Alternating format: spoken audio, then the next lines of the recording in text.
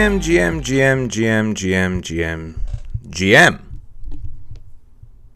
Welcome everyone. G fucking M. All right, so today is Saturday, 17th of August. Weekend Warrior / workshop. Because I called them all Weekend Workshop so far, I'm going to stick with Weekend Workshop, but I do like Weekend Warrior. So, Finn, do you fear the market, and should the market be feared? Absolutely, yes. Due to extreme market conditions, your money is gone. Yeah. You should fear the market. Healthy fear. Respect. Absolutely. Because it will, if you disrespect the market, it will wreck you. This is G, Weekly Warriors. Weekly Workshop is good. Weekend. Very much focus on the weekend though. Only available to UGs who are grinding on the weekends. That's why we do it. This is a banger. GM. Rant, GM, more rant, retarded, GFM, Vimeo Rogue, dumb retail, bunch of fucking retail. That's brilliant. The Coke Zero. That is absolutely fucking brilliant. I need to save that. Alright. Oh yeah, sorry. I didn't put the screen on. But all I was doing was looking through, this was the last meme I was looking at. Brilliant. Weekend Warrior Session 3, yes, let's go. The memes are absolutely on fire today. But these are so good. Alright. Easy dollar G. Say your entries are a certain RSI state and your triggers a bullish crossover via mazes, instant bounce cross RSI out of the state. Waiting for the RSI, enter and breaking the system rules.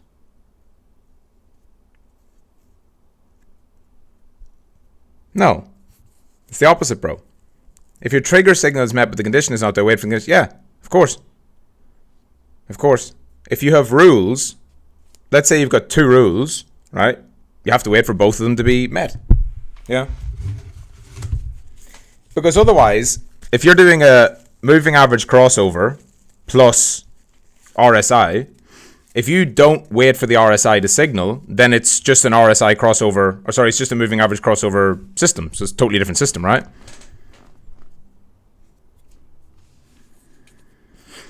All right. Let's fucking go. The stream has been going for 3 minutes, I believe. 5 minutes, including the intro. So, let's get into it. Weekend Workshop. Let's fucking go. Who has been here for the previous Weekend Workshops? And who is new? Actually, let me know in the chat. If you're new, if this is your first Weekend Workshop, let me know. Nakas the G, about 2 years. About 2 years in. Ada, I don't use the RSI. I don't use the RSI that extensively, so I probably won't. It's probably not on my list of priority lessons to do. But you can do it yourself, just testing. Just a lot of testing. Been here, new, let's go. Let's fucking go. New, 3rd week running. New, first time, second one. Sick. So we've got a bunch. Still here, sniff, still white belt. Not long now, Sully.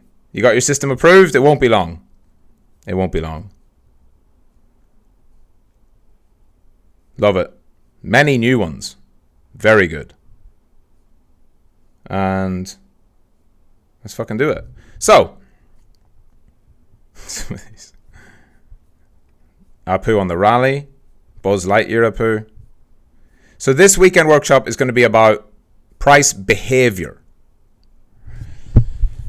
So I was actually talking about this with my captains when I was doing some one-on-one calls this week.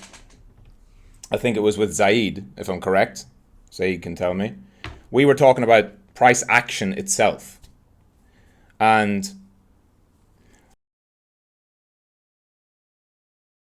the difference between what people perceive price action to be and what it actually is, right? I think, and maybe it's just me, but I assume that other people think this way too. When you hear the word price action, what do you think? Maybe I'll start with that actually. So in the chat, what is your definition of price action? What do you think it most closely aligns with? Like what, when you hear those words, what do you actually think? Price action. Because it's a word we use, right? We use it a lot. What do you see it as being? Price changing. Price action is the behavior of price. Trending, BOS, MSB. Charts, price moving. Movement of price, charts, development of price. How price travels between levels. Price movement, charts, moving lines. Price going up and down. Action of price, movement of price. Range, price moving. The way price is moving, yeah. Good. So everyone has a good understanding of price action. Liquidity, correct. That's an element of price action. Stan, absolutely. And so the way you would look at it is, at least when I first started saying it, right? When I first heard it, I sort of viewed it as a substitute for technical analysis. You know, whenever people talk about price action analysis, I always thought it was just a way that people talked about TA, like technical analysis, just in a different way. But it's really not. Price action is very much about what's actually happening in the moment. It's not, and this is where it gets difficult, right? It's not by itself backwards looking. Technical analysis is backwards looking. Indicators, they develop based off past price movements, chart patterns, all that kind of stuff. Technically, you can say that chart patterns fall under price action, but if you try and keep yourself grounded into what's actually happening right now with price, that's always the clearest signal. It's one of these really, it's like a really interesting thing because you can't see the future, right? And what everybody wants is to see the future. That's like the number one goal. People want to see the future. That's what you all think. That's what I thought when I started trading, right? I thought there's going to be something out there that allows me to predict the future. When in reality, you've got all of this, which is the past. And this is like pretty much all analysis, whether it's data-based, indicator-based, chart-based, on-chain analysis, any of that. It's all what happened in the past. And then there's this tiny, which you almost can't even make it a section itself, which is the present, right? Trying to like visualize this for you. You've got the present. And it's so small, I'll have to put that in there. Now, most analysis deals with this.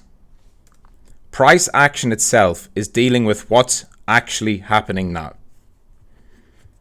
And again, I found, at least the reason I'm kind of sticking this, I found this very hard to kind of wrap my head around when I started trading.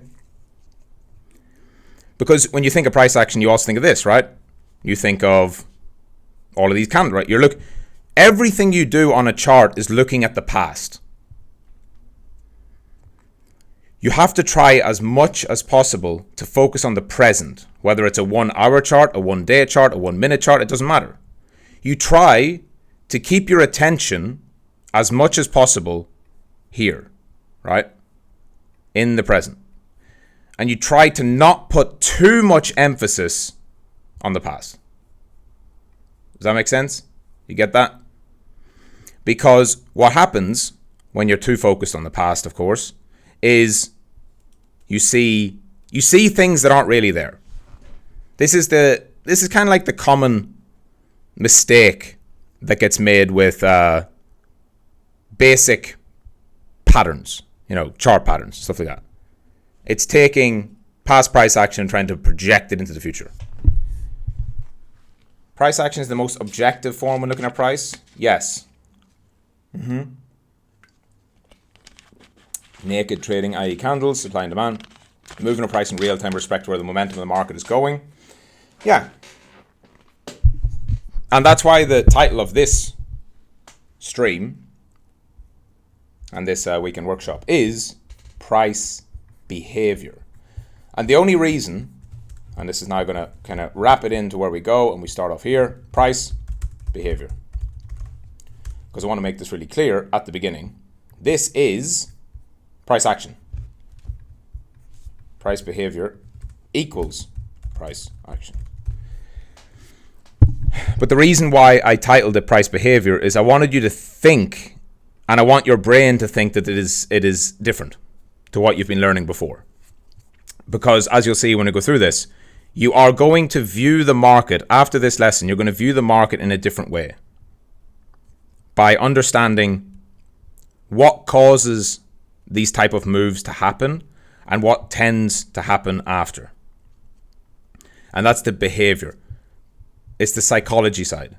It's looking at candlesticks, right? And understanding from the candlesticks themselves what the psychology is. It can be something as simple as this. This is a super, super, super common price action pattern here. Where you have price, first of all, going up, right? And you have price after an attempt to break down, it moves up sharply, okay? And so you have a swing, and this isn't necessarily part of the main lesson, but I'll cover it as a side part. You have price moving down sharply in an uptrend, which causes the market sentiment to shift. And one thing to remember, a really important thing to remember as a trader, a rule of thumb that I have just in my head, and it's not a rule that you'll put necessarily into your process. To be a winner in the market, you have to beat the losers. You don't have to beat the professionals. You don't have to beat the 10% who are winning. You have to beat the losers. You take money off of dumb money. And you do that by avoiding the mistakes they make.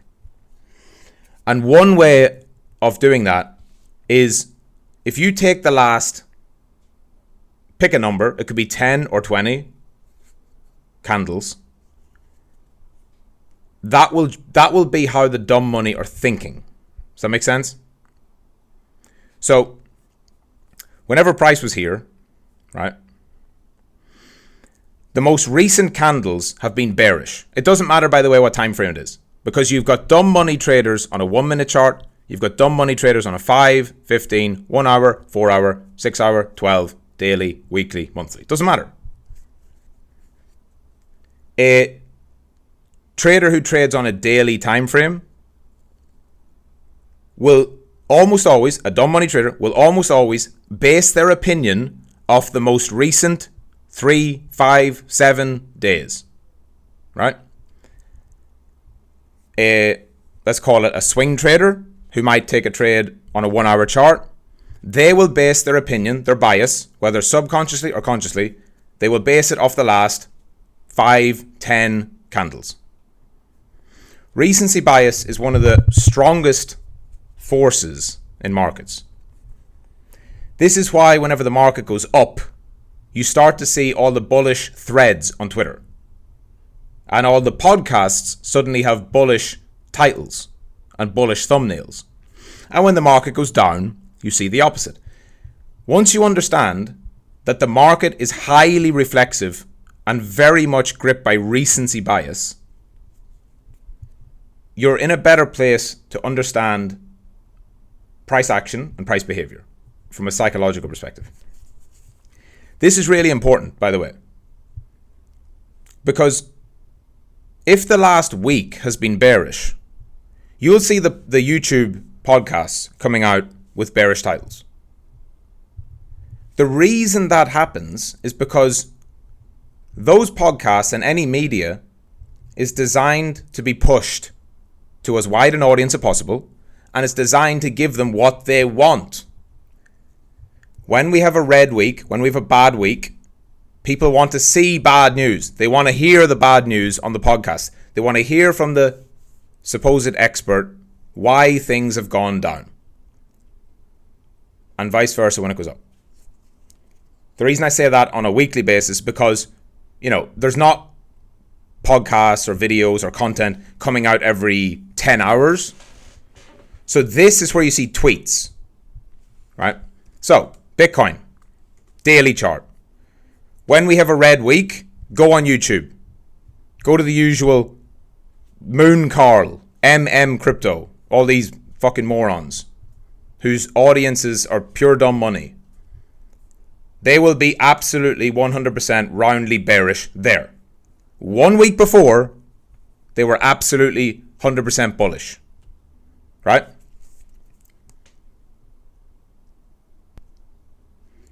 If you then go to the lower time frame, like the hourly, where you will see this manifest is Twitter.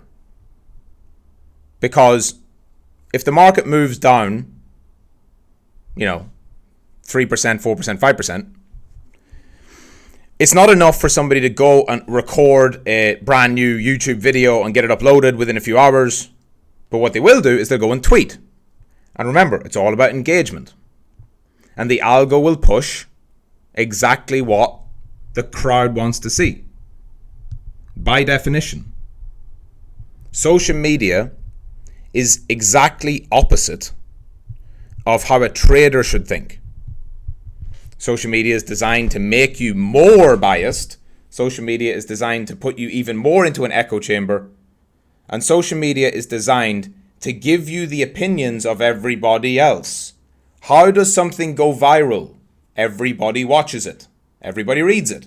If everybody watches and everybody reads, what's the chances that there's going to be edge? All right, what's the chances that when you read a bullish post that's got 2 million views, what's the chances that you're going to be able to buy that coin and make money? Very, very, very, very low. And this is extremely useful when you understand the behavior of price, right? So, the swing traders on the 1 hour chart are bearish at this point, okay? Because they're being led by the most recent 10 candles. If you want to use 10 as a rough number. Then, price comes up, and this was the kind of side point I wanted to make. Price comes up after being bearish and has a sudden bullish pump. Now, one of the things you want to watch for here is the temptation for people to chase. It will always do this, something along these lines. It will look bad and look bearish. It will suddenly flip back to bullish, and then it will move like this. It will look like it's not going to pull back. This is one of the most common price action, price behavior mistakes I see traders making, and something you can really easily avoid. All you have to do is be in tune with your own psychology, your own emotions. You all know this. When you look at this chart, right, and let's say you closed your trade, or maybe you got stopped out here, the feeling you have right now is this might not pull back because it's Thursday. But just a day ago on Wednesday, it was bearish. We went from 58 to 54, and it looked like it was going to break down for sure.